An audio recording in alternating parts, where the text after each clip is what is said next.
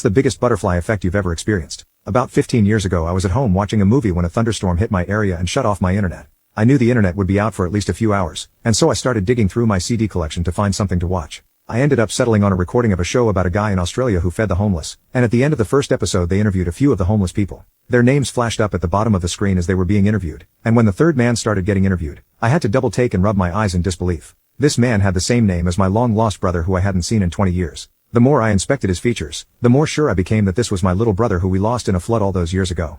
I called the TV program as soon as the power went back on and got in touch with the guy, and he managed to track down my brother and passed on my phone number. A couple of days after I made the original call, I got a call from my little brother. I couldn't believe it. I started crying as soon as I heard his voice. I told him I was buying him a plane ticket to come live with me right now, and if he refused I swore I'd fly over there and get his butt on that plane myself. He chuckled and agreed. He was on a flight to me that very same day, and I went to pick him up from the airport the next morning. You'd think the butterfly effect ends here, but no, far from it. I picked him up from the airport in the morning and we embraced, but while driving back to my place I had to take a detour because the road was being worked on.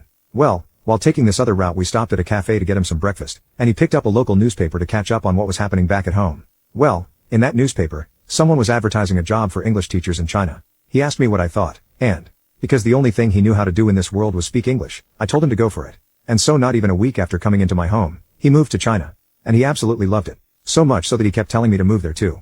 I wasn't persuaded at first, but when the recession hit and I lost my job, I figured I had nothing to lose. I sold absolutely everything I owned and moved over there. I ended up meeting my wife in China and having 2 beautiful kids with her, and my brother and I made a vow to never lose each other again. To this day, he is the best damn uncle my kids could have, and I still can't believe it all started with my internet going out.